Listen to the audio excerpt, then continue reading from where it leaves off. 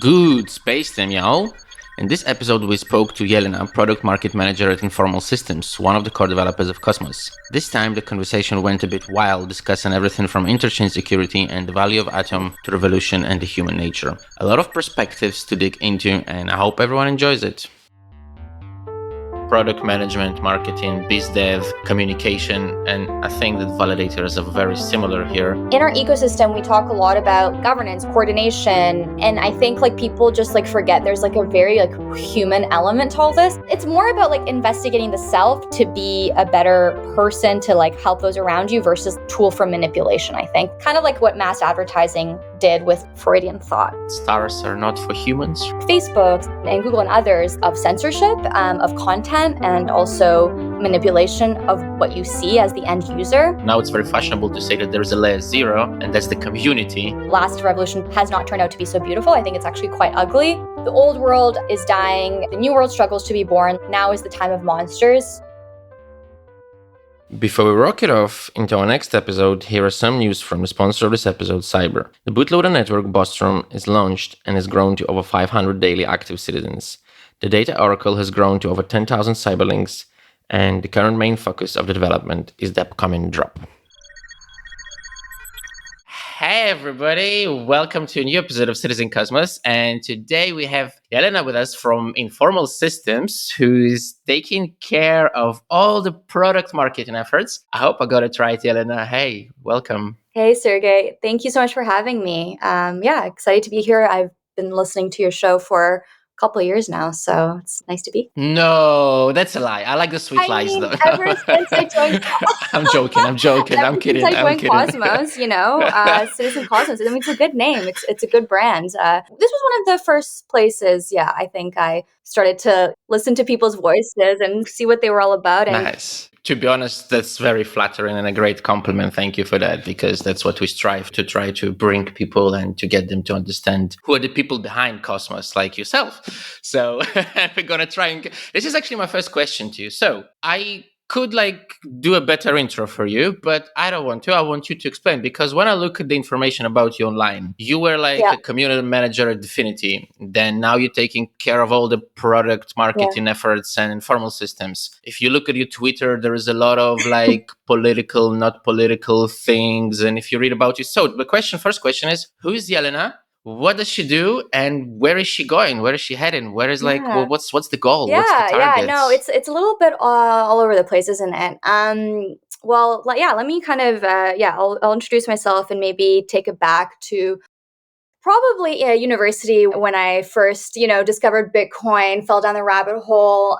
So I'm from Canada. I'm from Toronto. And I've always been very interdisciplinary minded, if you can say that. So I studied, political science, economics, sociology through a degree called the Peace and Conflict Studies program. And when I was at the University of Toronto, I kind of had this revelation. This was probably before I discovered Bitcoin, that our modern institutions and systems are failing us, and we're going to see a lot more crises pop up. Probably not on the scale of a major, world war or something, but there's micro crises everywhere, right? So one huge thing that kind of happened while I was studying at the University of Toronto was the refugee migration crisis from the Middle East, Syria, Iraq, Afghanistan into Western Europe. And I mean, I'm sure you saw photos, and I mean, this was all over the news. It's still happening, but it's not headlines anymore. And as I was watching this, I saw that the migrants were having to cross through the Balkans. And I'm actually Serbian. And I was really fascinated by this because my own family has a history of migration and being political refugees, and we don't have to get into that. But I was really fascinated to see how this region, which dealt with its own refugee crisis only 2 decades ago, was now dealing with a new refugee crisis, but a very different one. So anyways, I was having to figure out my thesis, what I would graduate with, and I decided I would focus on this crisis in the Balkans and how actually this part of Europe, which is not really part of the European Union, it's definitely not Western Europe, it's kind of this space in between, how they were dealing with all these people coming through. And then really quickly, I realized through self-organization, through a decentralized system of governance and care. And then I kind of went there. I saw what was happening. I met with a lot of organizations that were providing this aid, trying to deal with this crisis as the European Union was failing them. And then, kind of applied that. I guess I always remember that experience because I think even in our like little ecosystem, governance is a huge challenge. And so I kind of always remember my practical experience being there, seeing real people physically, materially struggling, and then all these other people trying to self-organize and provide some system for them in absence of a dominant system. And then yeah, I guess that took me to here. No, but I mean, I think in all seriousness, it really kind of made me have this huge revelation that as systems fail us, we're going to have to continually self-organize, and we're going to have to continually find new ways of coordinating. And I think that probably resonates with you, Sergey. A lot. I like when people are not being shy, that they have values behind their journey, because a lot of the time you talk to, not specifically on the podcast, I guess, but in general, and people like for some reason, they really like don't want to talk about what brings them somewhere. And I really like that because I used to live in Serbia for some time as well. And yeah, not for too long, just for a couple of months, like a couple of years ago, during the pandemic, actually. And yeah, so, and in the Balkans in generally. And we had Jarko, obviously, from an Informal, and he was speaking a little bit about that situation as well. But back to you. So, all this, like, political or partially political thing that led you to Bitcoin. And let me just clarify, what year are we talking about with Bitcoin? Yeah, so university, I discovered it in university 2014, and then I went to do this like research project in 2015. That was kind of the timeline. Did you buy Bitcoin at the time? I did, and it's very sad though what ended up happening. Some of the Canadians maybe listening might know about this. So there was this big exchange in Canada called Quadriga. I don't know if you've heard of it. And back then I was very, I don't know, I was silly. I guess I didn't manage my tokens properly. And anyways, I ended up losing the first kind of bunch that I bought. But that's okay. We live and learn. I should say something like speaking about personal like incentives.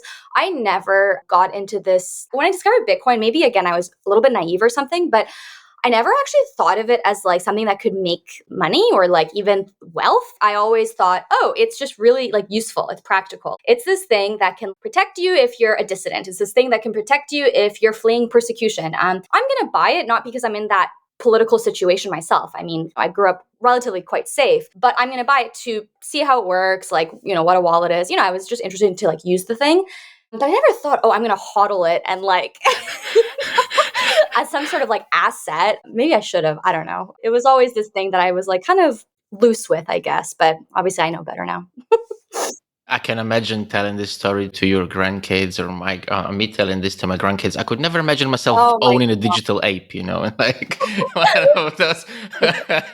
Let's go back to your journey. I want to like get the journey like down to the end. So there's uni, there is like Bitcoin, there is everything. I mean, there was Dfinity, right? I don't know if you want to talk about it too much. So you spent some time as a Yeah. community manager in Dfinity, right? Yeah, it was. So How that was was that? that was my first full time job in the space. Before then, I was, going to meetups in Toronto, learning as much as I possibly could, trying to, I don't know, deploy a smart contract with some tutorial on Ethereum. I don't know, just doing whatever I could to like really start to understand this technology on a deeper level, right? This was after I kind of discovered Bitcoin's principles, but before I was, let's say, working full time in this space. So yeah, I was in Toronto. A good friend of mine joined Polychain, and obviously Dfinity had a really kind of well-known funding round from major sort of kind of investors in the space. And then he was like, "Hey, like they're looking for a community manager. Would you want to join?" And I was like, "Yeah, I mean, absolutely." I went to go interview down there, and then I joined. It was really exciting. I think community management means a lot of different things in this space. I think depending on where the project is in its life cycle, you'll focus on different areas. So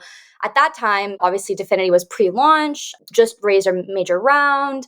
The direction also, I think, at the time was more around like kind of mass communications, PR, media relations, like that kind of, let's say, community management. Also, like some investor relations, like how do we engage the different token holder communities? Because I don't know how much you knew about their different rounds, but they had a seed round. They had, I think, 2 or 3 strategic investor rounds. So depending on when people bought in, there was different ways of engaging them. And also, we didn't actually know who the seed round folks were until like later. Well, I mean, I don't even think now they know. Like it was anonymous, right? I think like all the best people that I meet that work in crypto, myself included, obviously, we No. started as community managers. So, it's like it always starts like that. And then it goes down the hill from then. And then you're like, oh my God, I own a company. And like, oh my God, I'm doing crypto all full time. No, Yeah. but I'm kidding, of course. But I have a devil's advocate question. I can't not help not to ask. Do you think that what it was set out to be originally, the same thing is still going on with all the validator thing, that they only had like only approved equipment and Yeah. only the equipment for it was like a whole mess kind of thing in some people's opinion. What do you think about that as somebody who worked for them? Yeah, I mean, like being on the inside, I was kind of able to see privileged information, so to speak, like before launch. And everything, to be honest, I saw in terms of how the network was going to be rolled out, how they would engage like data centers, for example, data center companies, how they would even do SLAs with different validators, how developers would be onboarded. There's like a unique programming language called Motoko. I mean, all of that I got to see before launch, right? And to be honest, you can argue whether or not the strategy is correct, but they have like stayed true to their principles, I would say. I mean, Dfinity has always taken I think they've taken a different approach. I mean, it's literally like black and white compared to Cosmos.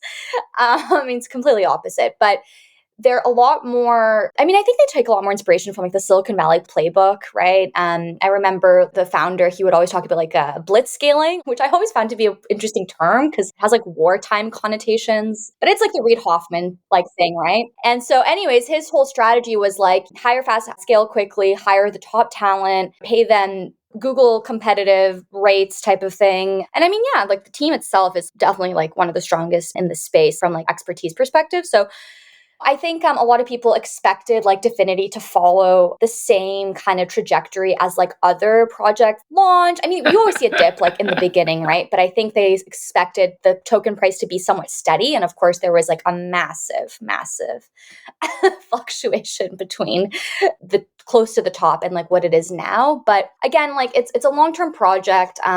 I mean, I still keep in touch with the team. I think they are still focused on the way that they want to build, and that's their choice. Not every project needs to come out with a bang and stay at that level for the whole time. I think it's like a century long project, even longer than that. I mean, Dom always, I mean, there's also ICP holders if you want to stake in the network. Like it's like an 8-year long staking setup as well. So, anyways.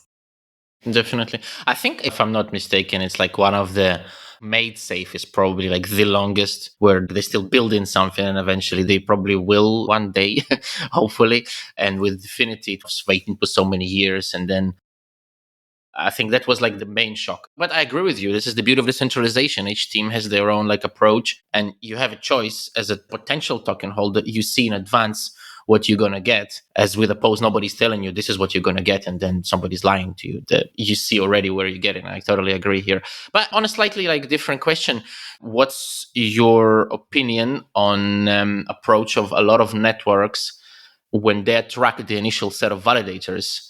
They go through a KYC process. And some people say that could be kind of dangerous, to be honest, because if somebody somewhere has the detail of all those, and a KYC process is not often just the name and the address, it's often a lot more than just that. So that's kind of like could be a point of failure where somebody somewhere is sitting on detail of like half of the detail of proof of stake network operators. What do you think? It's something that should be done, should not be done, a different approach by different teams, as you say? What's your opinion here? Yeah, I mean, this is me speaking personally now on like kind of my philosophy or political perspectives on this. I definitely think the single point of failure on the validator level is a big problem. I mean, obviously, this concept of a censorship resistant kind of decentralized network needs to be practically adhered to through like obligations, right, by different network participants. So, for example, I mean, if you have an SLA and if you have like this KYC process and you're, let's say, identified by whatever jurisdiction you reside in, there's always the possibility that you could be compelled to maybe give up certain information, maybe even change your operations. There's definitely a lot more a possibility for manipulation and coercion and control by entities far removed from you, let's say. So, I mean, I think it's interesting, actually, just speaking about Dfinity, there was actually a very interesting governance discussion in their forum a month ago, maybe. I hopped into it because this is something I care a lot about, but there was this issue where gaming company, and they actually sent a letter that pretty much highlighted that their network was actually processing software or digital assets that could be construed to be copyright infringement. Because, like, yeah, it was like some company that was telling Dfinity, hey, your network is processing assets that are most likely copyright infringements. What are you going to do about it? And so there was this governance discussion because the question was, do we censor the nodes that are actually processing these assets? And it was really interesting because, like, the actual Dfinity Foundation overwhelmingly has governance power and control over the network and could, in fact, in a very centralized way, make that decision to censor those nodes, those validators. But in the end, I think that didn't need to happen. But obviously, in the end, the question is, if that were to happen, if, like, let's say tomorrow in your network, there is something horrible happening, proliferating in the network, what obligations do you as an entity that stewards this public open network have versus the decentralized web of participants that are just one entity of many in this network? So yeah, I mean, I got into it. I think that it's definitely a slippery slope. I mean, we see this right now with Web 2, Facebook and Google and others, of censorship of content and also manipulation of what you see as the end user. I mean, I think with Web 2, like, there's been so many decades of development and it's a bit different, right? Like, we're still at the early stages. So we also don't want to compromise ourselves in the eyes of, like, regulators and the eyes of policymakers and say, oh,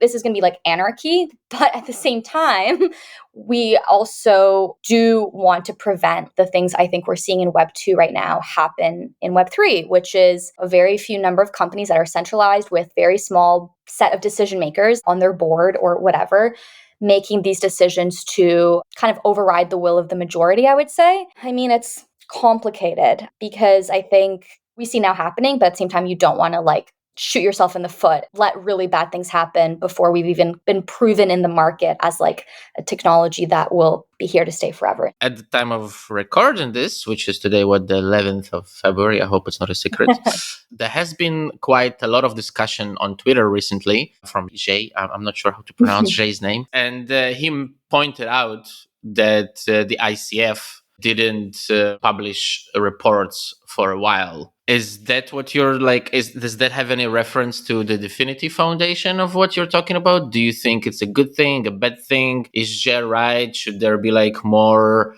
For example, there was a discussion between Jacob from Notional and Daniela in one of the governance chats about, oh, they should use the memo every time when they do transactions. So again, being on both sides of the coin, a kind of like decentralization does bend. Let's put it that way. It's a big spectrum. Mm-hmm. But the question is back to you. Do you think that there should be more? Do you think that whatever has been done is right? It's like a vague question, an abstract one. Yeah, I mean, it's a really relevant discussion. And I mean, being, like, again, kind of like on the inside, so to speak, at, like, Dfinity and, like, now, like, at Informal, we work very closely with the Interchain team as well on, like, different initiatives. A lot of these discussions, I think, theoretically are really important to have, but I think it's also important to kind of look at it practically, factually, like, what's happening in terms of following process, governance, upholding, like, important norms, transparency and accountability. And I mean, just, like, very straightforward,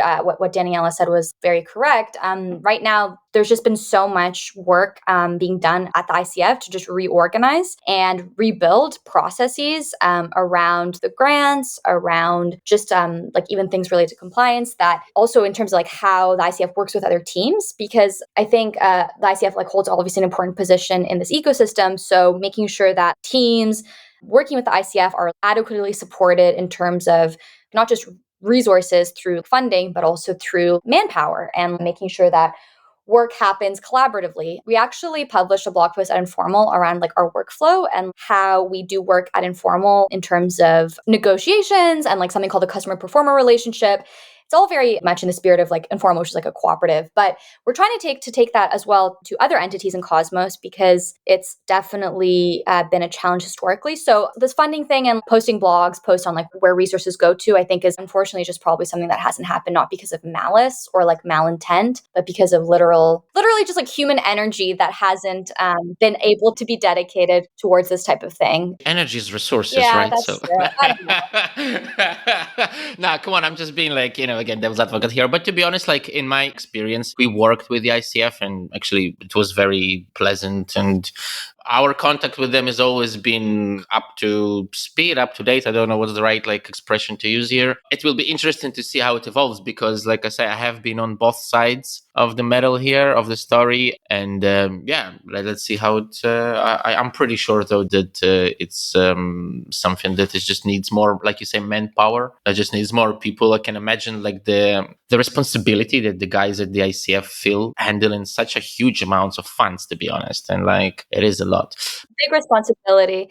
And like just one thing I'll say, Sure. in our ecosystem, we talk a lot about governance, coordination. And I think like people just like forget there's like a very like human element to all this. It's not just about consensus algorithms and these theoretical computer science focuses. It's also actually like literally like coordinating humans, like humans with biases, humans with their own political perspectives, agenda in some cases. And so you really have to be, I think, thoughtful. And like actually the human governance probably takes a lot longer and is a lot harder, I would argue, to figure out because it's a lot more variable. There's different things that can happen that you can't account for, you can't predict. So how do you manage that? How do you respond to that? So again, it's good points that were raised about transparency and accountability, but at the same time, we have to kind of look at the bigger picture of what is needed to effectively coordinate the ecosystem. Like you said, it's a huge amount of funds. It's a lot of different entities. It's a lot of different priorities as well. It takes time. I think in our industry, unfortunately, people impatient. So that's all I'll say.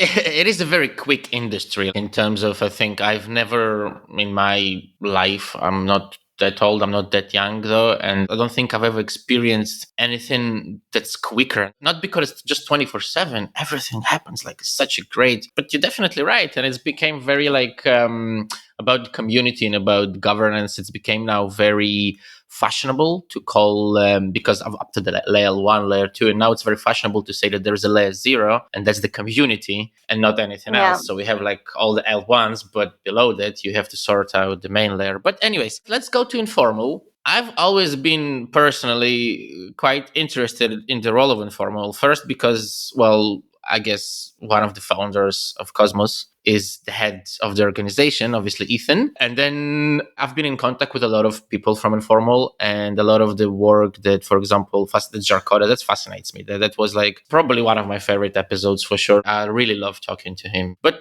tell me, what's taking care of, obviously, like all the product and the marketing stuff? Tell me all the secrets. At Informal, we are structured, first of all, as a cooperative, which means that every member in the organization has one vote in terms of key kind of business decisions that get made. But we're structured formally as a cooperative in terms of legal rights. But the way that work is carried out is also very, I would say, cooperative in nature and collaborative. So right now, we're very focused on planning and like workflows and making sure that the way that the work happens is thoughtful and deliberate. I could get into the specifics of exactly the projects we're focusing on, but I would definitely encourage people to check out our blog post that came out, I think, last week on workflows and also our handbook, because I think human coordination, this is something that like we're intensely focused on. So anyways, there's the workflows. That's one thing that we're very focused on. Shouldn't be a secret because we're starting to now like publish a lot of the thought and theory behind it and also the application. But in terms of specific focuses, so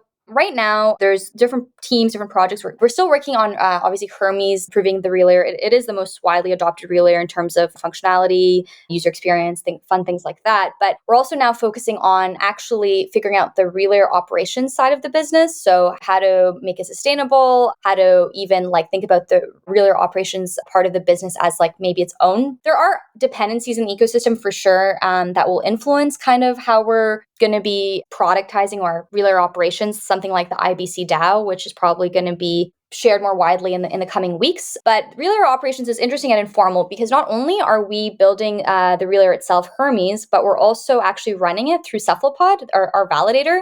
So you have this like really interesting, I guess, symbiotic relationship between the researchers, the developers on the IBC side, and then also the operators through the validator. So we're becoming a lot more thoughtful and deliberate about thinking about like the business model, both Hermes, but also the relayer operation side of the business. So that's something very interesting. Doing a lot of like design sprints with different stakeholders, something that I love doing, getting people's feedback. We're also working on interchain security. That's also in cooperation with some of the developers over at the Interchain team. And Interchain Series is something obviously I think like the Cosmos ecosystem is really excited about. So Johan is leading that effort in terms of the design and development research behind it.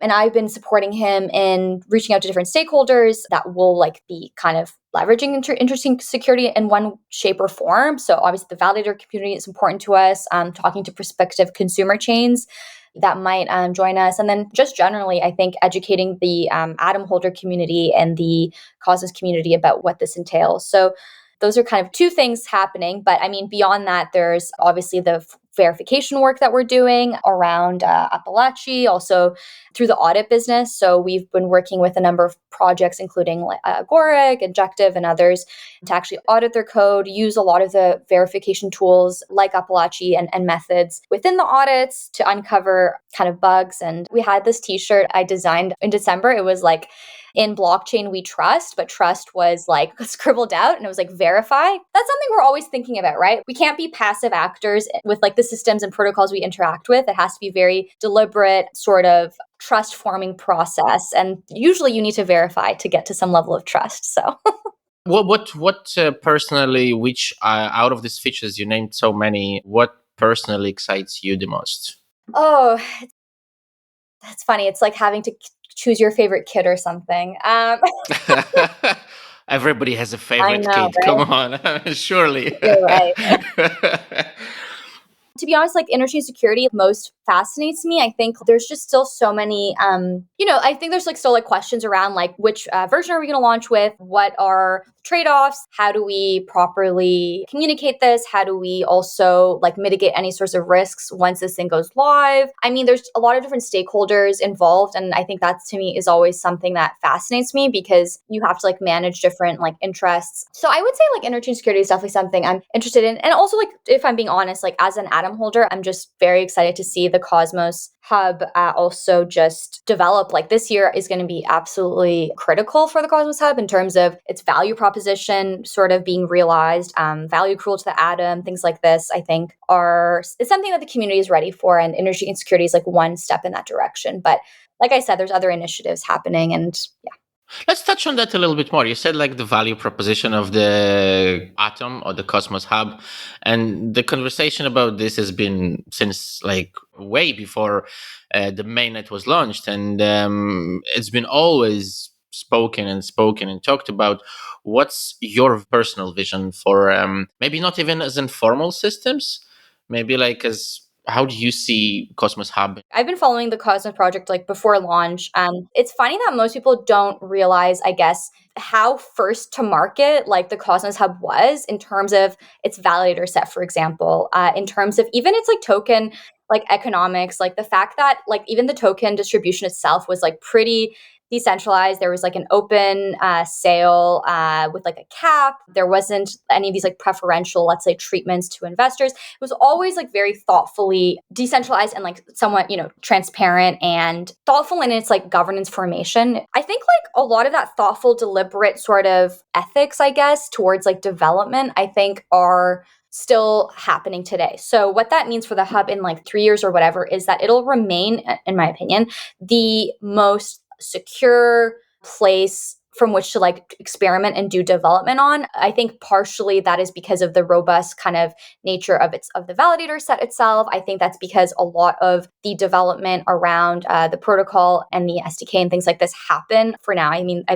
know there's a lot of amazing other teams doing important work. There's kind of the legacy nature of the Cosmos Hub in terms of its role just generally within the ecosystem, having like strong relationships with like custodians, exchanges, being an on-ramp, off-ramp to the greater Cosmos network. But then there's also the sort of secure, kind of robust nature of its validator set, but also the teams kind of working to experiment on it. So I think inevitably you might not see the same sort of like fluctuations, price or speculation. I think it'll just be this like kind of secure place from which to launch into the Cosmos, right? So yeah, I mean, I think like inevitably the Cosmos Hub is going to still retain a lot of those legacy features and yeah, be a place for people to experiment and sort of choose their own adventure type of thing. You mentioned so many times during not just answering this question, but I think during the whole course of our conversation, validators. And the conversation about this is growing per day. I mean, I would say per hour among everybody. in your opinion, validators, who should or should not be? How do you see that? I think personally, I just kind of look at validators. Maybe this is too simplistic, but I almost look at validators as like individuals, members of parliament, and like a greater governance framework that they all have to adhere to. They all have their interest. I think they all have their unique like value proposition. I think in the case of Cephalopod, the fact that we're relaying on major channels across, like in Cosmos right now, actually efficiently, performantly, like transferring value between chains. I think that's like an important value proposition. I mean, just differs between validators. Again, like considering these kind of individual validators as like representatives within some sort of like government, you even see this like in the real world. You know, you have certain members of parliament that pass legislation, advocate for certain policy adjustments, are active in their communities, and then you see others that are sort of just like passively involved and maybe even just there due to legacy reasons. So it's kind of like the same thing. I mean, I think in the beginning, the role of a validator, I think like a lot of the impressive kind of validators we see today are sponsoring proposals, posting proposals, getting the community talking about different proposals, having even tools built for those discussions to take place. And then I think like as the nature of Cosmos evolves and there's like more attention paid to, let's say, things like infrastructure operations and now also like building tooling. But you'll see those validators, I think, step it up, so to speak, solicit those delegations maybe more aggressively. So I think it depends on like where we are at in the current moment. And that in terms of like evolution of the network and what's needed. And that's sort of going to like dictate kind of how validators are supported by delegators. And yeah, that's kind of what's happening. I guess the reason I was asking is the way I see a lot of the work that you do personally, at least from the way you describe yourself or the companies that you work for describe your work as a mixture of like product management, marketing, biz dev, communication. And I think that validators are very similar here. It's a mixture of sometimes biz dev for the network because you start to look for partnerships. And this is very behind the scenes, but it does happen. Or like you say, build communication tools or build infrastructure tools or whatever. It's such a huge abstract concept. But I'm going to take it slightly different. I'm going to read this out because I couldn't remember the phrase, but I found it in two places about you. And I want to ask you what part of it means. So it says like on your Twitter, the nearing decentralized revolution will be more beautiful than the last. And the question is going to be a bit maybe not as expected as you think. So wait a minute, wait for it. What was bad about the last revolution and what are you talking about? What are you referencing to? Which one of them? There has been so many. Well, I'm not going to say anything. I'm just going to let you talk. So sorry. Yeah, no, that's really nice that you asked me that. This is specifically actually referring to the kind of previous technological revolution. I mean, the most current, which is the internet revolution. And I think I always kind of like to say to people joining this ecosystem, I don't know where we are in the life cycle. If we compare it to like the early internet, I think what we saw with the internet was definitely a revolution, like in so many ways for our society, for politics. And I think, unfortunately, a lot of those ideals and principles have been totally undermined and perverted. And we're seeing the fallout of that every single day in the material physical world. These principles around privacy, around permissionless communication, around even like sovereign identity, not really a reality for most people. I think if you're like technologically literate, you could still like find those platforms, find those tools, and maybe still uphold those principles, but on a very small scale. So I say it'll be more beautiful than the last because I think that last revolution has not turned out to be so beautiful. I think it's actually quite ugly and corrupted. So I say the nearing decentralized revolution because obviously, yes, we have Bitcoin. Yes, we have Cosmos. Yes, we have all these incredible projects that are doing such important work. I still don't think it's actually reached that precipice of full-scale revolution because there's so much skepticism. There's so much pessimism. A lot of the discussions around get rich quick schemes, Ponzi's. I mean, it's just like an accelerated version of like late stage capitalism, like on a technical level that I think we should like probably grapple with.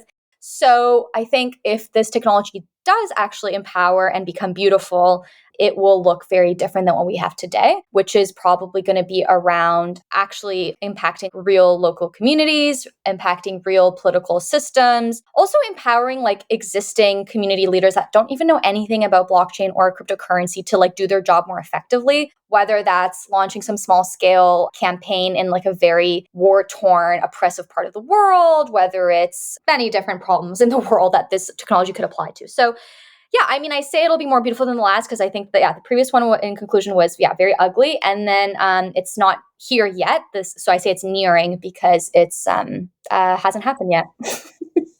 If we're talking about the centralized revolution, a truly decentralized revolution, which is I would take as part of that assumption the free market as part of that. So nobody manipulates with the market. Couldn't that lead to a lot more Ponzi's and kind of like with free will comes greater responsibility, right? So again, what do you think in these terms? Do you think that it's gonna cause people to be more responsible about their choice, or the opposite, like human nature will stay human nature, and regardless of whether the world is decentralized and the market is free and nobody manipulates, we're still gonna like go for greed, and it's gonna even make things worse? So we have like those two things. What do you think about that? Yeah. What's Well, I mean, another quote I often think about on this topic: the old world is dying, the new world struggles to be born. Now is the time of monsters. So I do think, just generally, politically, historically, in these like points of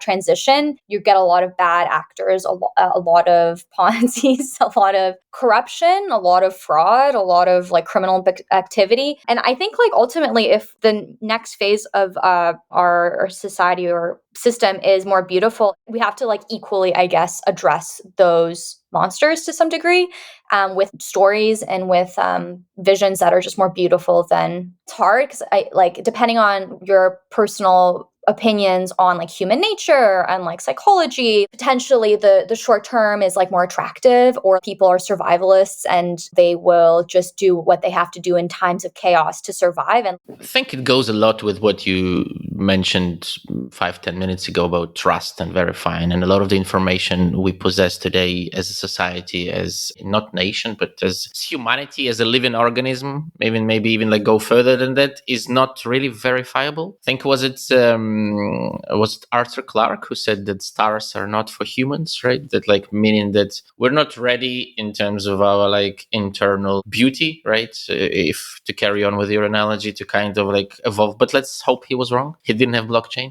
So I actually like another thing I read recently, and I was talking to my partner about this and like our friend, because I couldn't stop thinking about it. Right now, we're too late to, like, most of us, we're too late to like have witnessed the moon landing. And that was, I think, a huge cultural shift, what is possible. But we're also too early in our lifetime to settle the planet in like a practical way, go to Mars. I'm very pro space exploration. I mean, that's a whole other topic. I feel like that's like divisive in some communities, like, oh, space, and like, why do you want to? And it's, we've always like tried to find new places to prosper within. I mean, obviously, like the history of colonization is ugly and disgusting, and we want to like prevent that as well. But like I said, anytime there's like that opportunity for exploration, yeah, there's also going to be opportunity for destruction. But anyways, talking about our current time, it's like most of us, yeah, we're too late, but we're also too early. So it's like, what is really our hope in the next phase of human evolution? Like, if we can't even in our lifetime realize something like mass space exploration. So anyways. I think we live during a very interesting time to see like what is gonna, and totally agree with 95-99% of what you say, for sure. And I think this is like a good note to kind of like ask you the traditional question about stars and everything. What motivates Jelena to build a better society in your daily life? What keeps you going? What's something that you want to share with others, or maybe recommend to others? Maybe read something, maybe do something, whatever is in your mind. I think what motivates me is constantly learning how to analyze the meta narratives and like the meta structures that like govern our day-to-day life. It's almost like every day there's like something horrible that's happened, but it's actually also gets us closer, hopefully, to figuring out a way to make those horrible things happen less often. So I've been like reading a lot about narrative structures. I actually got a wedding gift by one of our best friends, Carl Jung, the Red Book. It's like this new book that was published by the Carl Jung Foundation, which is a work that he wrote. And also there's a lot of illustrations. Him analyzing his dreams, it's obviously it's a lot of like Jungian like psychoanalytical thought, but these types of methods of like analyzing our current day and the meta narratives governing our lives is something that like really drives me. Like obviously mimetic desire is something that is very popular right now. Memes themselves, I mean, in crypto are so fascinating because they literally drive prices, they literally drive adoption. But memes in and of themselves are not just these like stupid JPEGs. They're also literally tapping into some psychological desire that we want to see manifested in the world, right? So mimetic desire, I think practically manifesting on the internet is something that I like think a lot about. And then on a more political, societal, material level, how governments themselves are like responding to crises. But all of this is in my mind, and this is something I'm like just interested in, is the meta narrative. Inflation is happening when we say interest rates will not rise as much as they should, let's say, to cover our obligations. Science, is that like math, or is that actually just like a story we're telling ourselves? So I don't know. I think like in crypto generally, like a lot of people think about narratives and storytelling. I guess maybe this isn't unique, but I would definitely encourage folks to read more Jungian theory because it's very relevant. I almost feel like the 21st century will be about Jung and like the 20th century was more about Freud because Freud was always tapping into desires and like how do you manipulate someone to like buy something or like sleep with someone. And then like Jung is a lot more about overarching meta themes and meta narratives and like how those also influence people's deeper subconscious rather and how that manifests. It's more about like investigating the self to be a better person to like help those around you versus tool for manipulation, I think. Kind of like what mass advertising did with Freudian thought and like, yeah, sexual desire. But anyways, that's something different. Can relate a lot to that, like progress from Web 2 to Web 3, actually, and maybe like from being manipulated or your data being manipulated by one company to being able to manipulate your own data. Well, again, manipulate kind of springs to mind, but I understand what you're talking about, obviously. And this is definitely a big topic for discussion. Jelena, is there anything else you want to share about Informal before I let you go? About the works that you guys are planning, or something that I didn't ask you, or anything like that that you wanted to share? Yeah, this has been such an interesting conversation.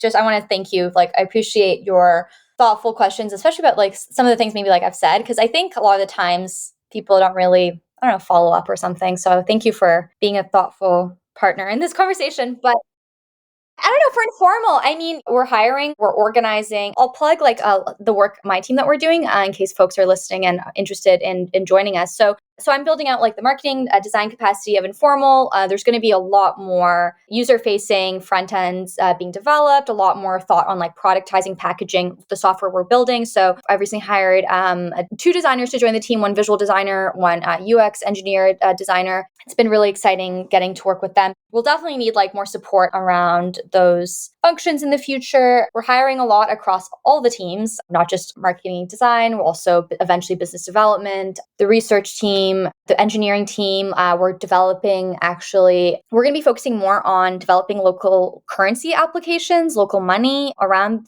Cosmos, actually specifically around mutual credit clearing systems in Cosmos. So definitely like keep up with our careers page because a lot of these things so far have been like discussions, but we're finally starting to hire and be a lot more thoughtful about how build for like a more just world. So yeah. People get hired. No, I think it's a great opportunity for a lot of folks who are entering crypto or already in crypto to work for a company that has values. I think that's already, doesn't matter if it's about crypto or not. It's a company that has values, and it's a big step up from Freud to Jung, right? So, Yeah. Elena, it's been a huge pleasure. I hope we can talk sometimes in the future to see how you guys progress. Thank you for coming on. Thank you so much, Sergey. It was really nice. Thank you.